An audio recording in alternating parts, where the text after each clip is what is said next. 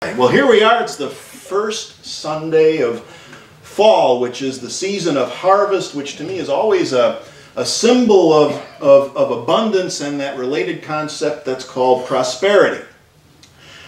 In Unity, we're not afraid of that word.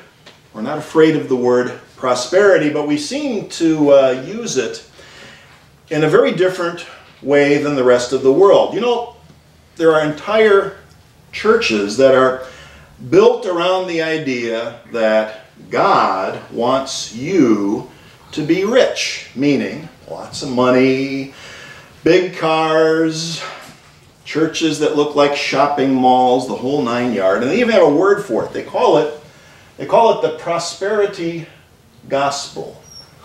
Time magazine even did a whole story on it. What exactly is the prosperity gospel? Material wealth is a sure sign that you're right with God. And it seems to me that perhaps they are completely missing the stuff where Jesus says to, I don't know, give away everything you own in order to be able to follow him, to stop storing up money and possessions on earth, that it's difficult for a rich person to enter the kingdom of heaven, and so on and so forth. I really don't believe for a minute that Jesus wanted anyone to live in poverty, but he consistently pointed out the problems that can arise when people are possessed by their possessions and their money. He was clear on that point. So we don't define prosperity the way they do in that particular prosperity gospel. A definition that I like comes to us from our friend, the late, great Unity minister and author, Eric Butterworth, who wrote this wonderful book called Spiritual Economics. And he says this about prosperity. He says, prosperity is not just having a lot of money.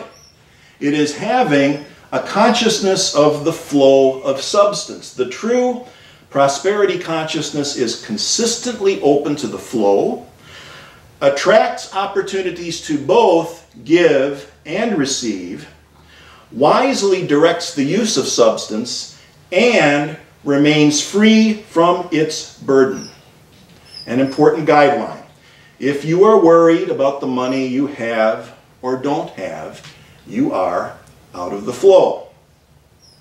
Hey, we all get worried from time to time about the money we have or don't have. Isn't that right? We all get worried from time to time, and the reason we get worried is because we have these things, thoughts, right? we have these thoughts about things. We get lost in our thoughts, and then we make room for the negative stuff to start taking root. And that's not a judgment. There's no guilt. There's no shame in that. It's just a part of the human condition.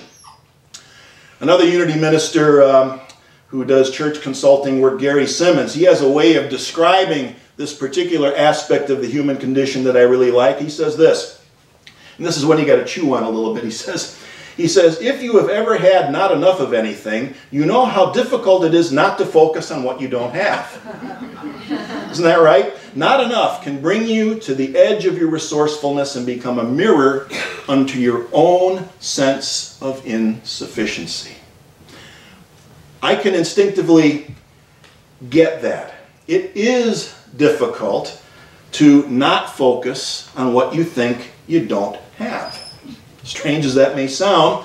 And very often it does act as a mirror, reflecting back to us our own sense of insufficiency. Because sometimes when we look around at what we think we don't have, and then we take it personally, we let our thoughts lead us to the conclusion that these external circumstances, the illusion of not enough, is proof that I am not sufficient. I must not have what it takes. There's something lacking in me. And if there's anything that Unity stands for, it's this. It's the message that all the stuff we think about being insufficient or not having what it takes or that we're lacking in some way is categorically not true. It is totally false. It is dysfunctional, BS. And you all know what BS stands for, right? Belief system, of course, right? Belief system. I know that's what you all were thinking, right? Same thing, really, but thoughts of lack and insufficiency are a dysfunctional belief system. Call it BS for short. And sometimes we believe our own BS, don't we? And our message is you don't have to do that.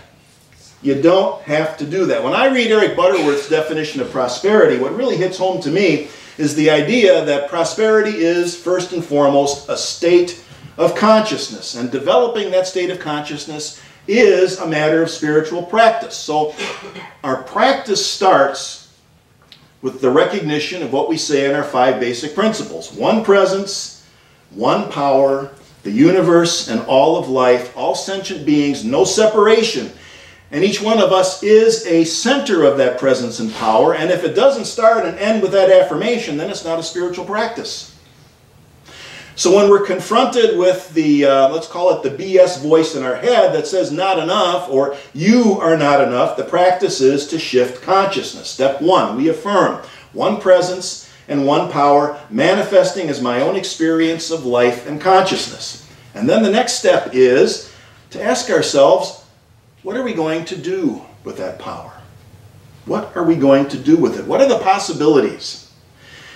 You see, the experience of not enough can bring us to the edge of our resourcefulness, which means we get an opportunity to put our principles into action. And as long as we're stuck in not enough, we are blind to the possibilities that are always there. And there are always possibilities provided that we are awake and aware and not lost in our dysfunctional thoughts. Now, I'm calling this unity and the prosperity gospel, so I figured, hey, why not use a gospel story that illustrates what we're talking about? Makes sense to me, and I think the best story to do that is the one about Jesus feeding the crowd of people who had come out to hear him speak. The common name for the story is feeding of the 5,000, and it's one of the very few stories that you find in all 4 of the Gospels.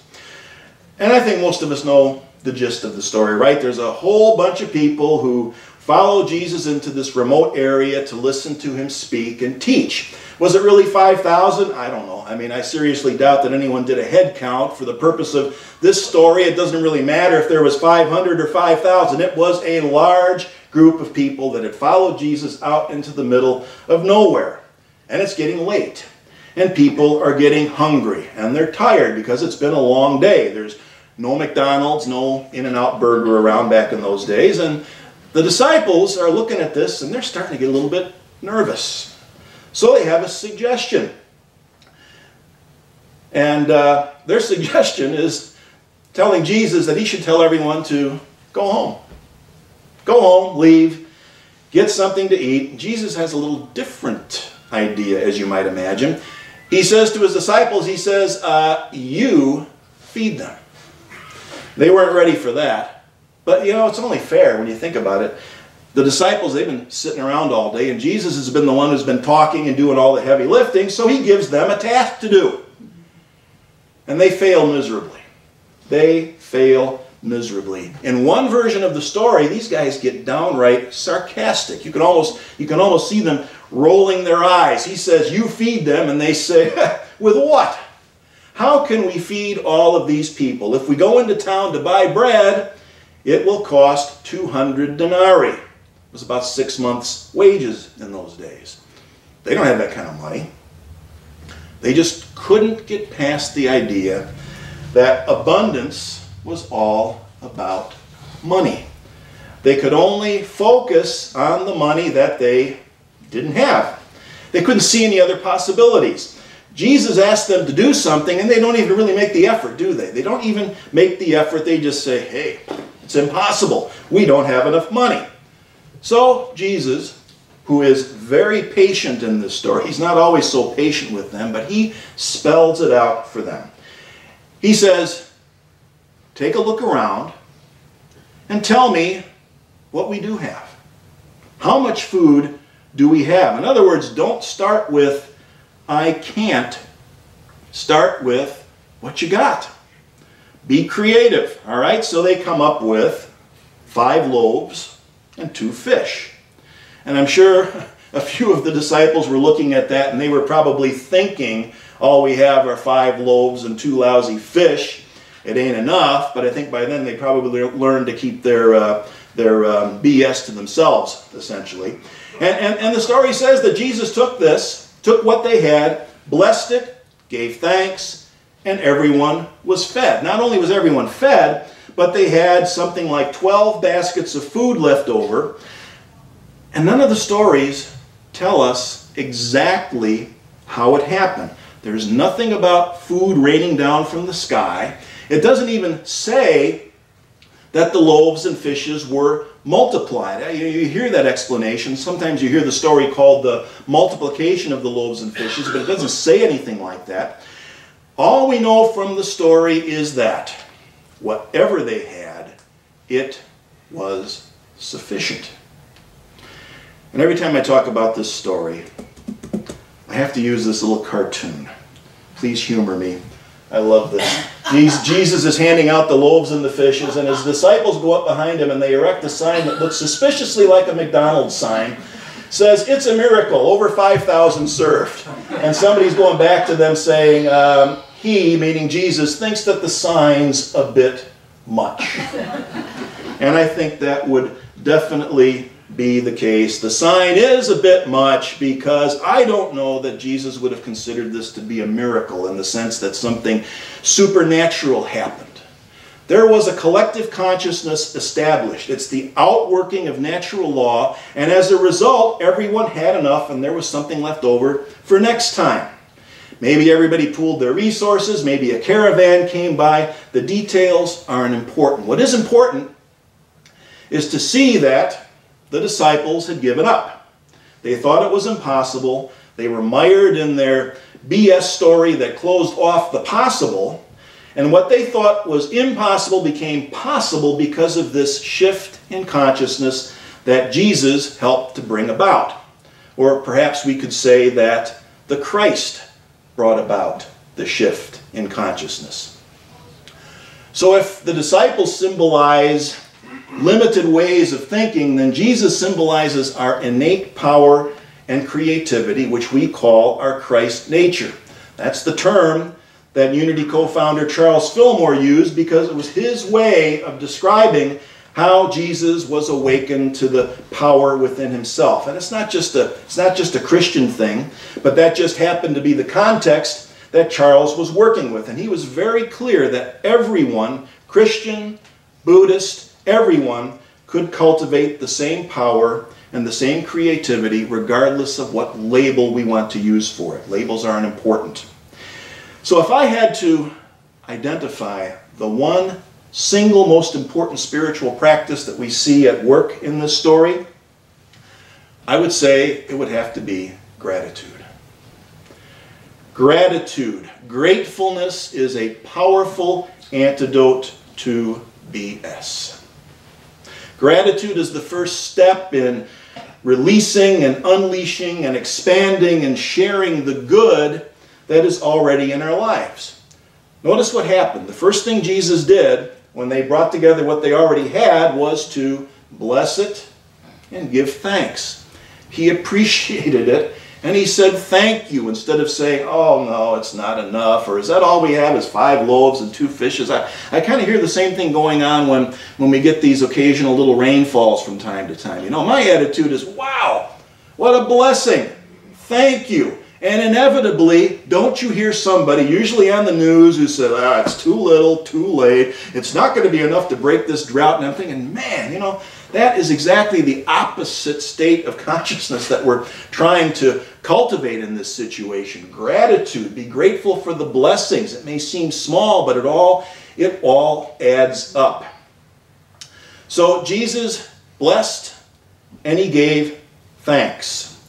And that kind of runs contrary to the prosperity gospel message that our dysfunctional pop culture gives us, which says that we should use our spiritual practices to get anything we want. I mean, it goes on in the prosperity gospel. You see it in The Secret and things like this. Using spiritual practices to have whatever we want. And another term for that is spiritual materialism. The message of Jesus, the Christ, the spiritual teacher, tells us that it's more important to make sure that you want what you already have. To be grateful for what you already have instead of just having anything that you want. So our co-founder Charles Fillmore, he took a look at this teaching and he summarizes it this way. He says, "It has been found by experience that a person increases his blessings by being grateful for what he has." And even before the time of Jesus, you're going to find this in the Greek philosophers, Plato. He said, a grateful mind is a great mind which eventually attracts to itself great things. And what the heck, let's go for 3 this morning. How about a contemporary version of this? Zig Ziglar, who passed away last year, said that gratitude is the healthiest of all human emotions. The more you express gratitude for what you have, the more likely you will have even more to express gratitude for. So the lesson here is that gratitude disrupts our negative thought patterns. It opens us to the flow of abundance in the form of unlimited possibilities. And the practice of gratitude starts with our Christ consciousness, which is the awakened and healthy state of consciousness that is everyone's birthright. You know, the fact is that some of the happiest and most content people on earth have next to nothing, at least by our own standards. And then you see other people who seem to have every reason to feel safe, secure, and happy, and they're miserable. And I suspect that the major difference is the time they spend in a consciousness of gratitude, love, and appreciation for the people and the things that are around them.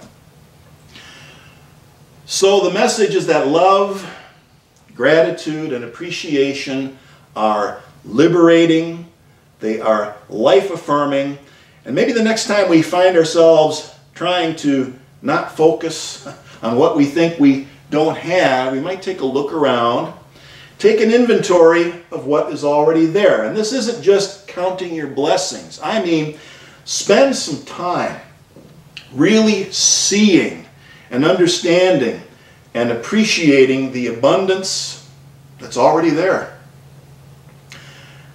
Reflecting on it and thinking about, why am I grateful for this? How is this blessing my life and blessing the lives of those around me?